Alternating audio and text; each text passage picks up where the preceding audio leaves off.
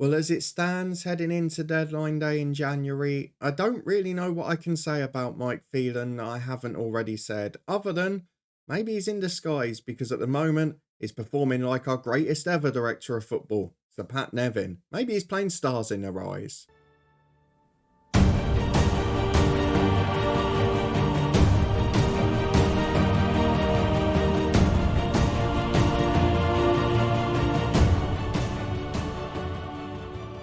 Yes, hello and welcome along to part 56 of this FM24 edition of the Head Coach for me, Daniel. We are back today for deadline day and a trip away to Foresters. We have started to slide a little bit in the league, but overall it's been another good month despite one of those horrific off days again. So if you're looking forward to seeing how we get on at Forest after deadline day with Mike Phelan, then please do put a thumbs up on the video. Before that though, we've got a couple of new gems to meet. And we've also got a bit of news going out of the club. An important player has departed. So we're going to start with the transfer news before we move on to the other stuff, because this has been a season that's been impressive. We are virtually guaranteed a sort of top half or certainly top 12 or 13 finish. And based on what we're seeing from Bournemouth in real life at the moment, especially given a lot of the originals still being here, maybe it's not quite so far-fetched after all. Maybe I'd underestimated them. So let's go and get ahead to the transfer centre where there is one big deal pending for today, which is the first one of the window I'm not that sure about. But let me show you the ones that have been done already, because out of the club go Stephen O'Flaherty on loan, who did feature in one game recently, the Israeli striker who we had loan offers for in the past episode, and most importantly, our experienced captain just back from injury and declining massively, Marcos Senesi to Copenhagen for 6.75 million. Still a good defender at 32, but definitely over the hill. A good personality, a strong character, but not quite right for us now. But over 250 league appearances, all for this club in the Premier League. He deserves massive credit for what he's done, and he even got a cap for Argentina too. That deal for Mike Phelan, though, was made possible because of a signing that has just come into the club, and although they went the other way round, the offer had gone in beforehand. But the first player we've got to meet is one that was mentioned at the end of the last episode, because we saw Mike Phelan had made the offer for right winger Ferret Aslan, and from Genk for 24 million quid he comes in. He's made 3 league appearances, he's got an assist in the FA Cup already, and he's having to play in fairness because of other injuries and problems. So really good young Turkish player, and what I like about this window so far is that Mike Phelan has gone back to his tried and trusted approach, which is getting players that will improve in the future and make this club a profit or serve them long term, which is exactly what they need. So Ferret Aslan, the first signing, is brilliant. We've got a young player from PSV called Carl Sellas, who not great at the moment, but he's got decent potential and he's worth a lot more than he's been signed for. So again, could end up being one of those players for the future who's really good or certainly makes the club a profit. But then the big one that came in last week and actually had to make his debut at the weekend because of injuries was Jorge Schmidt from Sunderland for £22 million. Now, they're playing in the Championship after getting relegated last season. To be fair, Sunderland have made a big profit on him, so it's not a bad deal for them either. But we're going to make even more. And I go back to something I've said before this season in FM. Why are there so many model citizens? Because Schmidt is the latest in the line. We've obviously had a couple at Southend as well. And he is another one on the conveyor belt. He's a young Argentinian. So basically, bar being right-footed, is a like-for-like replacement for Senesi, but with a better personality, a far bigger potential, and actually a bigger current ability at the minute. He came in, he got a 7.3 in his first game, and he looks an absolute superstar for the future. So for Jorge Schmidt, a great signing. Despite those 2 deals and the fact we've not brought in a lot of money, we're still in a much better financial position than last year, albeit still a worrisome one. At this point last season, we were in a sort of minus 100 million realm. Here it's about half that. So definitely just looking good at the minute. And we are starting to get bigger crowds in as well. A few new sponsorship deals popping up. So it's not all too bad at the minute. We're probably going to get better prize money this year for the cup and league performances too. But let's go and have a look at the one that may be coming in, because this is where I'm a little bit more confused. Because as well as a youngster that's pre-agreed a deal from Atalanta, Giuseppe Di Dario, I wonder with that surname if he's got any Samaranese in him. Apparently not, but we quite often used to get Sam Marinese wonder kids with that surname. But either way, the one that may be coming in is Bruno Mendes, who is a 30-year-old centre half, and it's a 13.5 million deal, which again, it's not bad money. He's a very good player, but I do look at the fact that he's not even 6 foot, not great in the air. Yes, he's an international. Yes, he's good in that middle covering role, which we're not quite so adept in. And of course, I guess I should bear in mind that Sturgeon is only on loan, so we will be losing one in the summer too. With George Rowlands developing, with Brassia doing all right, it feels an odd move, but it's certainly one that improves the squad. So as a short-term person here working, I'm not going to complain about it. So we'll wait and see if that deal gets done. Did anyone else bid for him? No, so it looks like it will happen. We've got 15 hours to go. He's the only man linked with a move in. Not that we really need anyone else in addition. The only worry on the links out is that Josh Doig is still transfer listed by request for £68 million, and PSG, the French giants, are sniffing around him. Couple going for a loan to buy. They're Saudi clubs. Not sure Antwerp are going to be affording him. To get 68 million would be very tough for the Belgian league. We're going to take part. There's a few youngsters who may go out on loan. But otherwise, it's seeing whether the centre half comes in and celebrating a brilliant window. We've got 15 hours remaining, and in Mike Phelan we trust. Well, a bit of a weird one here because Mika is a player we signed, I think, in the summer and couldn't get a work permit for. And he's moving to Porto's 23s. Yeah, it was this summer. Did we make money on him? Right, okay, we got him for free and we've sold him for 160 grand. So he's not bad work, to be honest, because we only paid about 70, 80 grand in wages. We've certainly not made a loss overall. But just one of those weird little deals in the background. He's a good player, but he wasn't going to get a work permit. And he was never going to develop here. So with 11 hours to go, it's a small one, but it is our first goodbye of the day. We're following the smallest deal of the day, a little departure from a young centre-half. We have now got what I presume will be the biggest, because Bruno Mendes has been granted a work permit. The 30-year-old Uruguayan international, he's been promised to be a regular starter, more than Schmidt, who I think is as good if not better. Now, we've been asked from Mike Phelan whether we want to adjust the budgets, because we need to decrease the wage budget and up the transfer budget because he's not left enough in there. Now, I'm going to accept it and adjust it because that's what Mike Phelan wanted. He's been trying to get him in. But that would certainly mean there's not anything else happening today, would there? Because there's a reason that budget is low, because we're in debt. And although it's nowhere near as bad as last year, technically we're making a profit, we're going in the right direction. It does seem weird. I've not often seen that, where a director of football has spent money beyond the budget. I was pretty sure they could move it themselves, couldn't they? But no, there's nothing in there. So we'll adjust it, get the man Mike Phelan wanted. It's the most I can get involved is to do what he wants. So let's get him in. Welcome Bruno Mendes and probably go to sleep for the rest of deadline day. Well, hello to Bruno Mendes, who we send on an intensive language course as we welcome in the centre-half with 3-star ability. Yeah, he's rated the same as Schmidt. I'm not sure why he's been promised more regular football. It does seem a bit of an odd one. Maybe Mepham's going past the age and he has signed a new deal, but it's on lower terms. Maybe he's not expecting to play as much. But Bruno Mendes is a good player. There is no doubt in that. He's rated up there with Sturgeon, with Casali, with Schmidt. Of course, we've got Mepham I've talked about as well. I mean, there are good defenders at this football club now. I do wonder if maybe there'll be an out. I'm looking at the likes of George Rowlands, but he's made 15 appearances this year. He's done really solid work. And he's got big potential. He'll probably learn more from being here, from the likes of a model citizen, from the experience of Mepham, who signed a new, 1.5-year deal now. But that's as a regular starter. So, again, I'm not quite sure how we fit this into 111. But it's very good signings. And if you leave me with this squad the rest of the year, then I'm pretty happy with it. Because the winger that's come in means that Damsgaard is now our 4th centre midfielder. So we've got 2 backups there.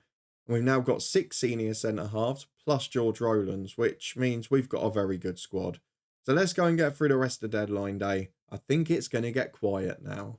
Well then, maybe not such a quiet finish to deadline day, because I said that Damsgaard can now tuck in as a 4th centre midfielder. But we've got a loan offer. And this is a weird one to me, because it's a player with a 49 million future fee. It's got to be optional, because if it's mandatory, we can't sign him. For 3.5-star ability, I mean, he'd be good enough to start if he matches his rating there. We've got a City approach for Doig, which has been rejected because they've offered no wage percentage. and they only want an optional future fee, which is 25 up front. But let's have a look at this guy, because the offer's been accepted. It's a mandatory future fee of 48 million. I don't understand how this can go through unless next year's budget is going to cover it. So we'll keep our eyes on this, because the wage contribution is odd, but the transfer one I think is going to be a problem. Fares Shaibi, I almost didn't want to look, because it would be horrific news for me when it inevitably falls through. I mean, he's a very good player. I'm talking a top half Premier League player. He's versatile. He's been playing in the Champions League. How much did they sign him for? 20 million. God, that's a good profit, isn't it? But another one who's coming towards his peak has definitely got a resale value too. That would be a great deal if we can pull it off. But financially, I don't see how it happens, because we've not got enough wage budget left to cover it.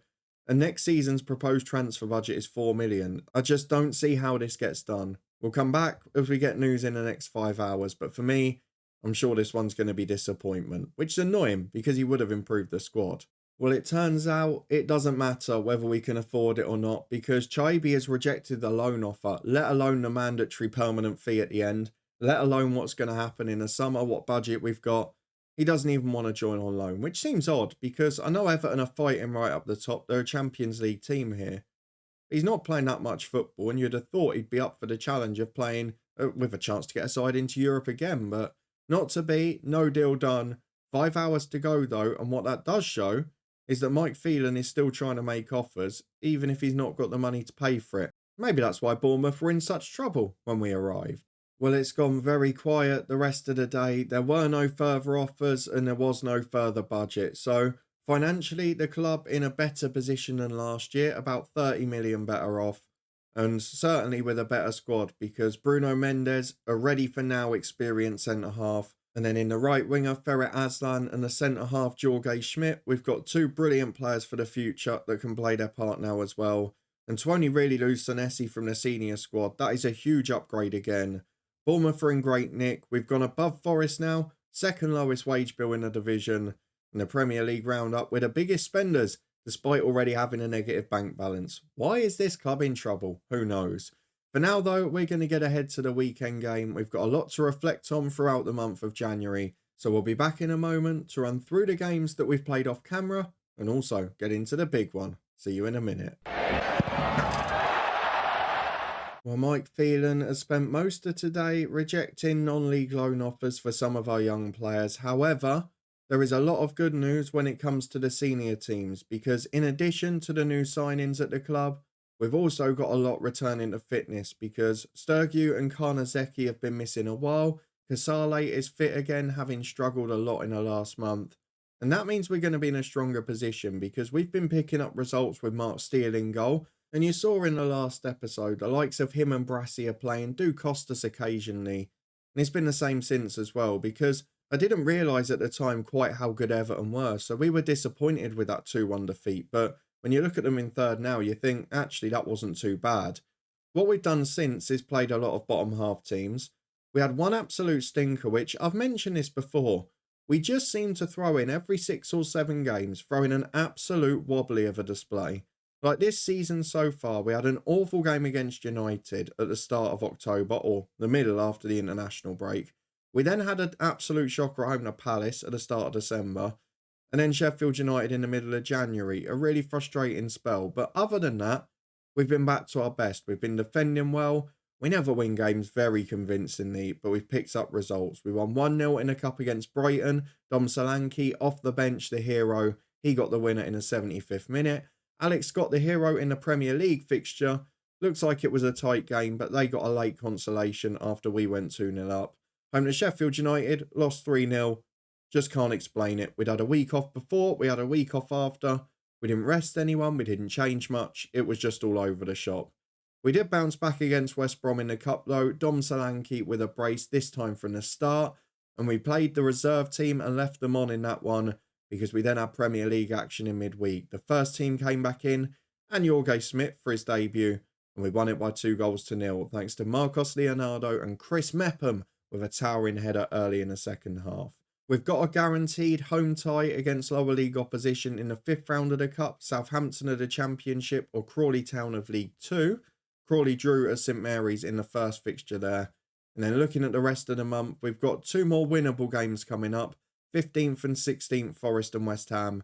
Then the big boys start to come to town. Liverpool second, United first, Tottenham down in 13th this year, but have been good in recent seasons. Wolves are bottom, which in that run of games might become a must-win, before Newcastle in 4th and Chelsea in 10th, for one of those sides trying to catch us in a race for Europe. So, going to be a much more difficult couple of months, and we've got a few tough games in a run-in as well. I wouldn't bank on us getting points in our last 2 games against City and Everton.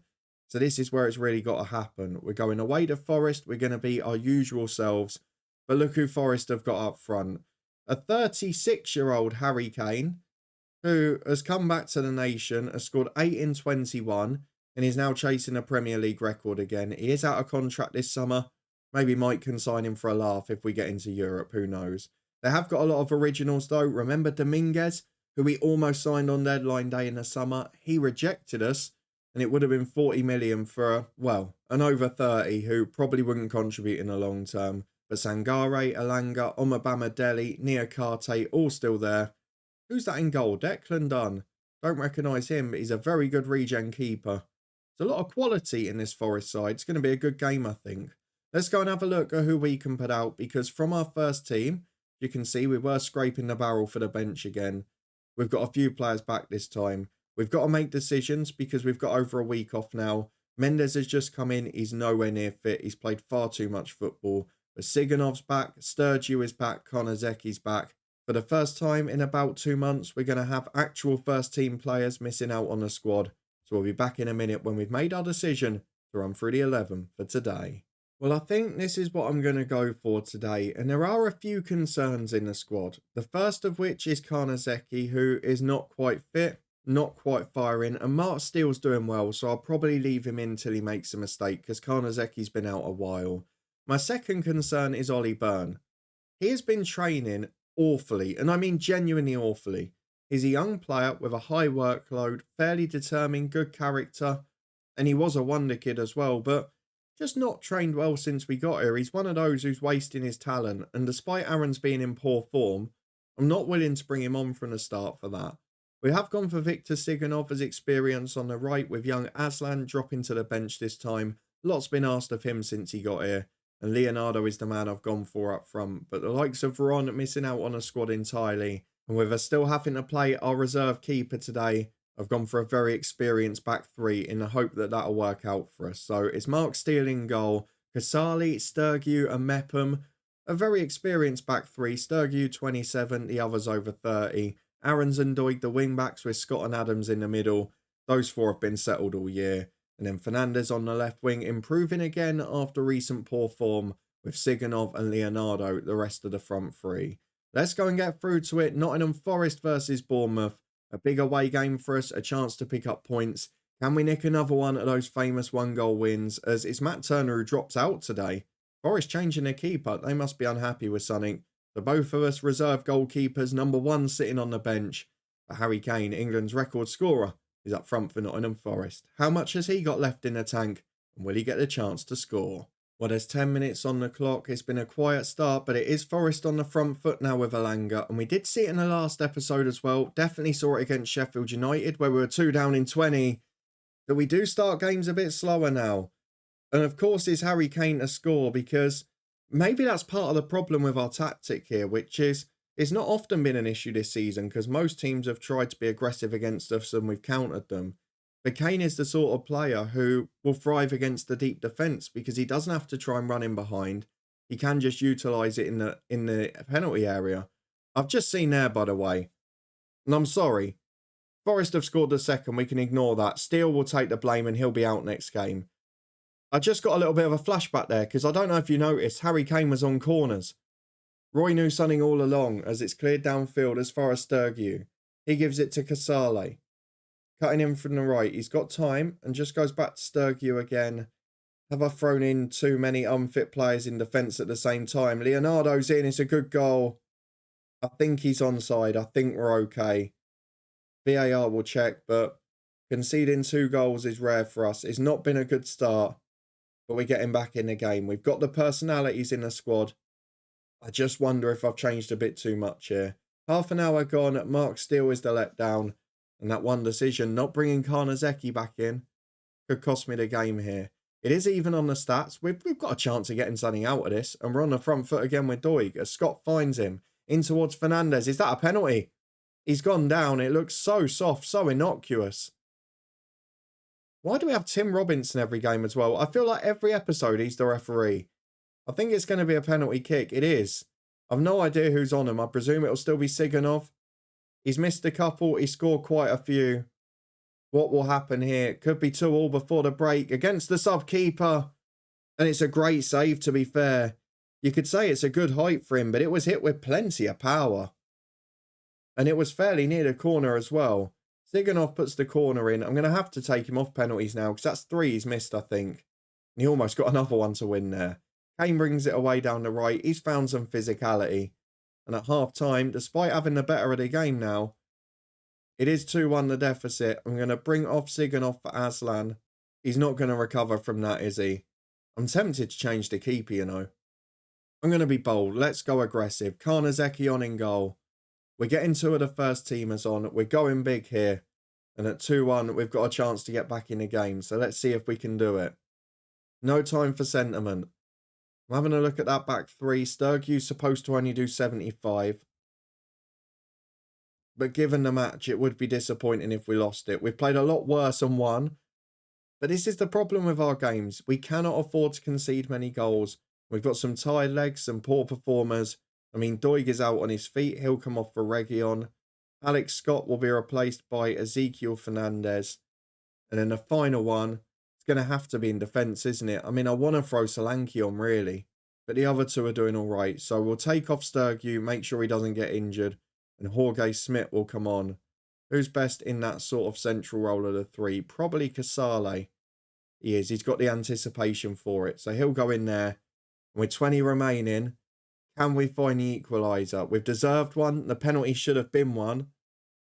But we've not taken it. And going away from home now, a point's a good result.